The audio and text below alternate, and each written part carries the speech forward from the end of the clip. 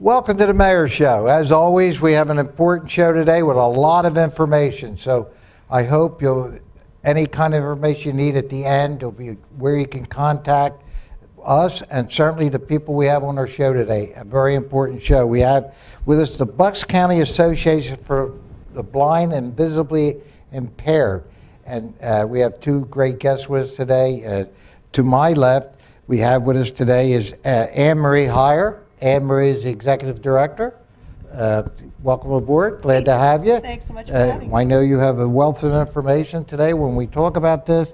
And to my right is the guy that's been with us here in Bensalem in many ways. I think you started out with the post office many years ago as our postmaster. Yes. Certainly Marc Winokur. And Marc is a board member certainly here, and also he's with the Lions Club for many years. So we're going to talk about the blind and visibly impaired. So why don't you tell us about the association, the organization, and what they do? Right, it's a wonderful organization, and it was actually founded back in 1949, so it's been part of the Bucks County community for almost 70 years now. Originally, it was designed to assist veterans returning from World War II who were blinded. It was a sheltered workshop, basically, so they could get employment after they get back from the war. But over the past 70 years, it's changed dramatically. It is very much a community organization, and all of our services and programs are designed to support people in Bucks County who are blind and visually impaired. Now, Anne-Marie, you're saying all that. It says Bucks County, but this is a nonprofit, so you certainly had to raise the money yourselves for this. Am I correct? Absolutely. We're an independent nonprofit. We're actually not a county organization, even though our name says Bucks County. That just defines our demographic area that we serve rather than the fact that we're affiliated with the county. Okay, and I'm just going to switch over just for a minute with Marc. Marc, we talk about what Anne-Marie just said. Now, the Lions Club, I know, is a big part of helping the blind and doing things for the blind. So how do you interact? I know you're a board member with the Bucks County organization, but you're also with the Lions. Tell us how you interact with that. We do a lot of work with the blind and the visually impaired. One thing that we do is that over by the library, the Bensalem Library on Unionville Road, there's a yellow mailbox there. And what we do is we do a collection of old eyeglasses. And then what we do is we give them to the Blind Association. They take them, they look at the lenses, and those people that cannot afford glasses or those people that are overseas in distant countries can get glasses to help them see better. It's one aspect that we do. That's an important thing. Say it again. Where's it at? Where can they drop these eyeglasses off? When you pull into the Bensalem Library off of Unionville Road, it's to the right of the entrance. It has Bensalem Lions on it. It sticks out. Just drop your glasses in there. We pick it up weekly, and we drop them off, and those glasses just get recycled into other glasses that people can use. Real quick, all the Lions clubs we have around, do they all do the same thing? Are they having these glasses go up to the Bucks County? They all do glass recycling, yes. And it goes up to the Bucks County Association? Yeah, or there are other areas that they can drop them off. Other There's a place areas. in Center City they drop them off at, you know. Anne-Marie, who's eligible to come in to the organization? Who's eligible to get help? Pretty much anyone who's a resident of Bucks County, and the eligibility is basically that you have to have your best corrected vision to be 20/70, or have a visual field which is less than 20 degrees. Well, how do we know that? They have to go to an eye doctor to get that Right. Initially, when folks come in, we have some caseworkers who can meet with them if they come in through our main facility, and we could get an eye report from their eye doctor that just verifies what their visual acuity is and their visual fields. So the nice thing about the organization is we work collectively with other community groups as well. So the idea being is if you look at the whole sort of spectrum of vision services, a lot of the times people don't think about the Association for the Blind and Visually Impaired as being part of that, but we actually have a low vision clinic which specializes in low vision. So we're able to coordinate with other eye doctors and ophthalmologists in order to help sort of work with the person and determine what's their functional vision and what's the impact that Well, do they have a doctor there? If they We do. Oh, you do have an eye doctor? We do. We have a low vision clinic that we actually expanded about 2 years ago. So we have 2 optometrists, and we have a low vision specialist who also works to do sort of occupational therapy or low vision therapy with people. Wow. Now, do you have other services that you do there? Is there other services that you provide? We do. It's a range of services, really. At our facility in Newtown, we actually offer support services, so support groups. A lot of what you find is when people suffer from vision loss, that they get a sense of sort of despair or a loss of hope because they don't know what options are out there, or they don't know someone else who's going through the similar type situation.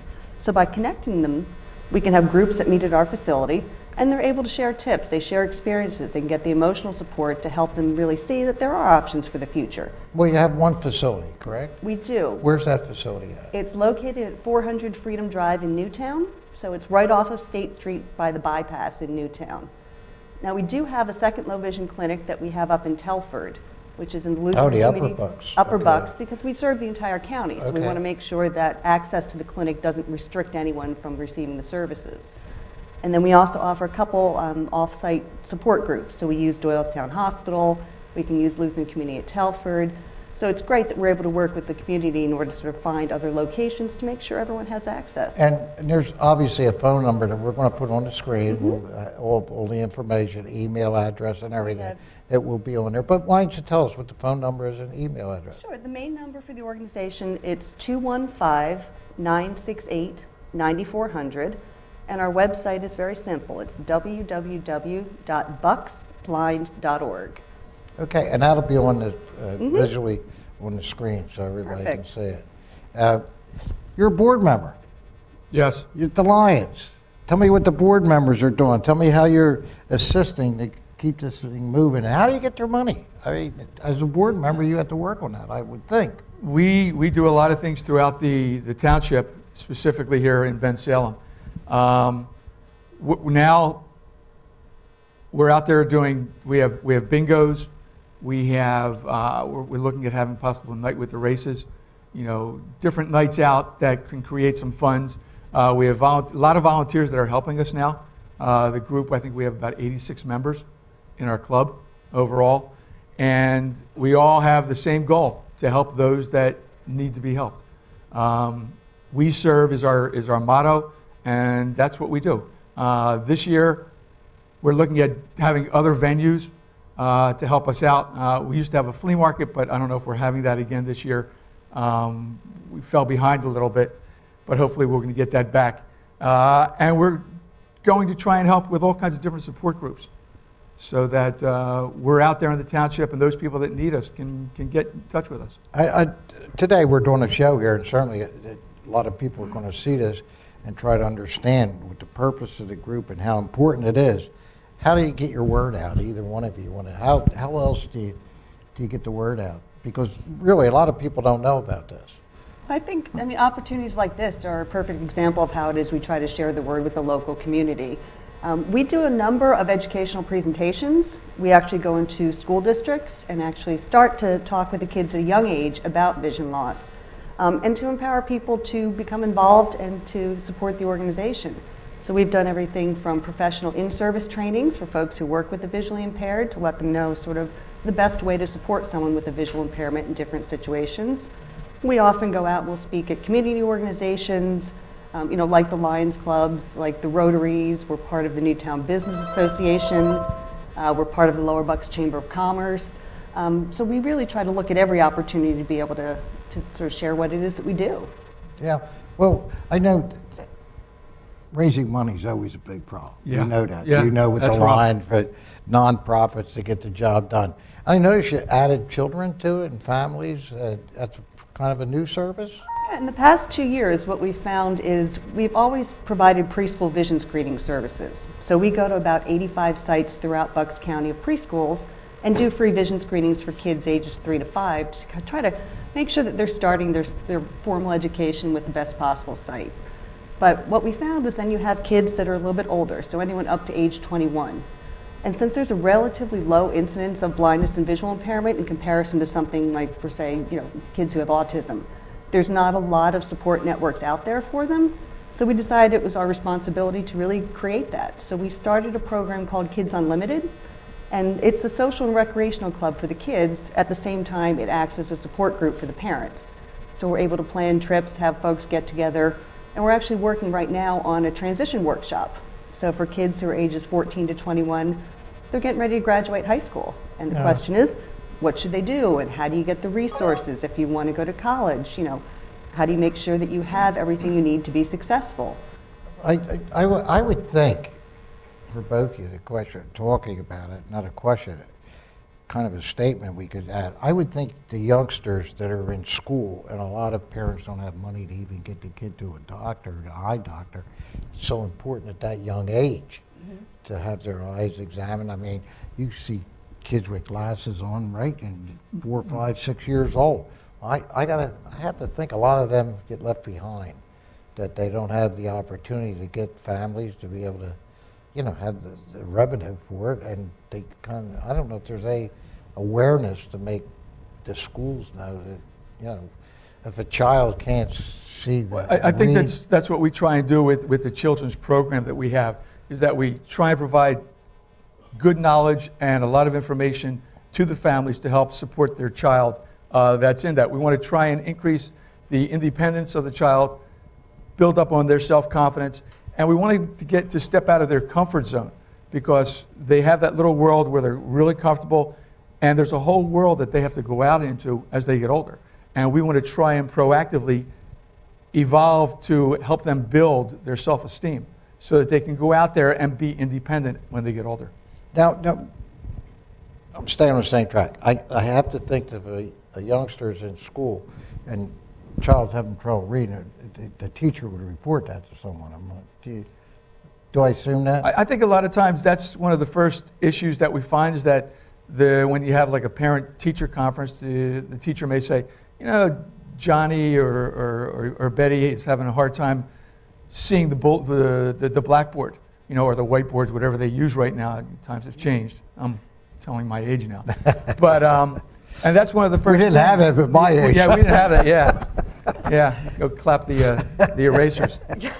But, We've been a little past that, kids, didn't you? yeah. But I think that's where the first issue will come up, Yeah. and noting that. And then the school nurse may get involved and talk But to do the they know parents. about this association?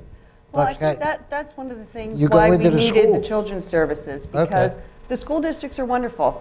If a child already has a diagnosed vision problem, they have an intermediate unit that can help provide the resources, and we communicate with them on a regular basis. So if there's a child who has a vision problem, they're struggling in school, they can actually come to our low vision clinic where we can do an evaluation.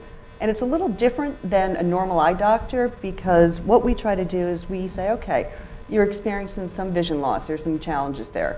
What's the functional vision that you have, and what kind of electronic tools or magnifiers or resources, what can we provide for you okay. in order to make sure that you are successful in your education? Because especially that's why we have the preschool vision screening program. A lot of times kids don't know how well they're supposed to see. So you'll see things like you'll have kids that the teachers are saying, oh, they're fidgeting a lot, Yeah. or they don't look like they're really paying attention, or they're not focused.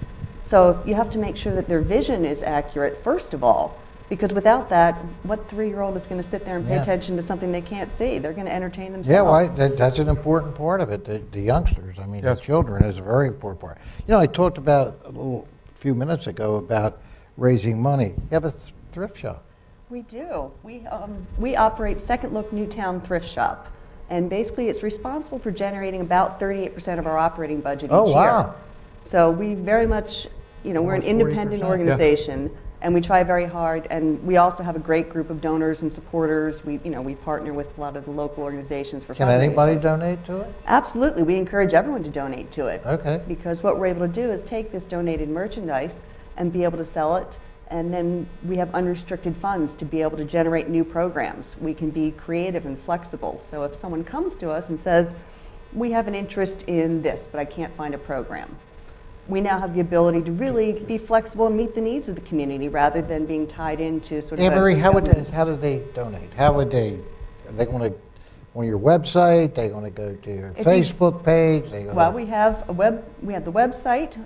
The thrift shop has its own website, and then we also have Facebook and Instagram. Okay, So that'll all of be these- on there. We'll give That's you all good. that. It's all information. So if somebody wants to donate to the thrift shop? Then basically Monday through Saturday between about 8 and 4, you can come in and drop off Drop off and buy at the same time, right? Exactly, and we'll give you a tax donation for, receipt for your There you go. records. There you go. That's very important.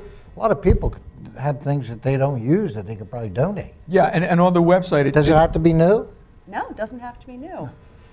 Could be anything that's useful. There's something. Right, the only thing- Clothing? You We take. take clothing, we have housewares, we have small electronics, we have books. Just please no encyclopedia sets because we don't have space for that. But basically, anything that would be used around the house, and primarily it's clothing, shoes, accessories. But we also have a new section of the store that we just did, which is the high-end boutique. So it sort of segregates out, and it is a lot of designer labels, and we're very fortunate, like I said, that our donors, half the stuff has tags on it still from the store. Okay, yeah, that's something, raising money, and she said 38%. Which is a That's big- an important part of the organization. So if you don't have any problems, and you have things you can donate to help, especially this organization for the blind and the vision impaired, a great place to donate, and I'm sure you'll take money too. Oh, we're more than happy to take money, absolutely. I'm sure. Anytime. I'm sure that good. The other thing, both you, I know you got events coming up. We do. Some type of events coming up. I think one that I'm not very good at, running. The running one? That's okay. 5K. You Are can you also running? walk it. That's Nah. okay. I'll walk. Right. We actually worked with the Bookin' for Lookin' Foundation. Started this run about 6 years ago, I guess. And this year it's a 5K run and a 1 mile fun walk. It goes right through Newtown. And so from the proceeds that are generated, half of it goes directly to the Association for the Blind and Visually Impaired, and the other half goes to Guiding Eyes for the Blind, which is another great nonprofit. Is that dogs? It's guide dogs, absolutely. Yeah, guide dogs. Yeah. You know, I donate to an organization as Guide Dogs. Actually, it's down in Florida. A gal used to work here, Barbara Barnes. You remember Barbara, yes. For many years. She was my executive secretary for many years. Her brother is blind, and she always asked me to help them down there, so I always send, and it is the guide dogs. Right. So that's important. That's Absolutely. important. We don't do guide dogs specifically, but we have connections to a number of the guide dog associations or Now organizations. that's important. Now that's important. Well, You can tie people up with that. If That's- somebody came to you and said, "We need a guide dog," or absolutely. We pride See, that's ourselves on the important to fact know. that whenever you come in, our goal is to give you an answer, a resource, a direction to go in and support. If we can't do that, then we will connect you with someone who Okay. can. So it's important just to make that initial phone call and reach out to well, us. see, I think that's very important. We I have a think lot the of- conduit of doing that. A lot of referral services. Absolutely. Yes. If you can't do it, we can. Okay. I know you have a 5K. I guess it's a 5K, right? It's a 5K. It's actually on Saturday, March 30th. It Oh, starts. that's coming up. It is coming up. Better so start there's training, still time right? to Yeah. register. Can't guarantee you'll be ready for it if you haven't started training I yet, don't know if I but- could walk it. Right. So absolutely, we encourage people. There is a Bookin' for Lookin' website, so you can register online, or you can just show up on the day of the event and do just a walk-in registration. Anything else we should know about? Anything coming up? Events? The other thing that we're going to be doing, it's a lot more of an education type program, but it's called Dining in the Dark. And what that does basically, it is a regular meal that we're serving to people, but the idea is that you will either be blindfolded or have a visual impairment simulated. And what this does is for a lot of family members, people don't necessarily understand if someone says, oh, I have macular degeneration or I have cataracts. They don't know what that really means. You get the diagnosis, but the functional impact of it is very different. So what we do is we actually have family members or community members come in, they wear the glasses or the blindfold, and we serve them a full meal. And they can experience it. We teach them tricks, like how do you tell the difference between salt and pepper if you can't see. You shake one, it sounds like, shake the salt, it sounds like something. You shake the pepper, it doesn't sound like something. So all these sort of things to have people really understand what the impact of vision loss is on their family Yeah, members. that's hard to imagine. It really is. I mean, you close your eyes, and I think about that all the time. When you do have your vision, how absolutely fortunate we are, and how we can help people that don't. I mean, it's very important. I'll never forget, my brother-in-law's brother, when he was 12 years old, was hammering and hit him in the eye, the nail, and he went blind in one eye. 10 years later, the same thing on the other eye. Oh my goodness. Yeah, so think of that, a story like that, right? Uh, Well, I think of something like that, and I say, well, that's exactly someone who we could help, because when Yeah, it well, happens, this is always, he's older, that's happened when he was a young yeah. fellow. Yeah, But there are situations where, Yeah. vision loss is scary for people. Oh, my goodness. Because they don't realize what the options are or the supports that are in place. So that's kind of what we're here to do is. Yeah, and you know, really, you're talking impaired, I'm totally deaf in one ear. The ear that I'm looking at you. I'm pretty good at lip reading too, by the way. I'm learning how to do that. But yeah, and that's just, I apologize, my phone keeps going off. I should have put it on silent, and You're a I busy forgot. guy, you I know. forgot. So yeah, these impaired things, hearing, my goodness, certainly vision. We need to help any way we can, and I certainly support everything that both of you do, and certainly you as executive director have a hard job. Is there anything you'd like to add to what we're talking about? Yeah, I would like to invite everyone to come out to our thrift store. Okay. I think it's a fantastic place. There's an array of items there, and I'm sure that once you walk in, you'll be walking out with something. Okay. Anything else you want to add?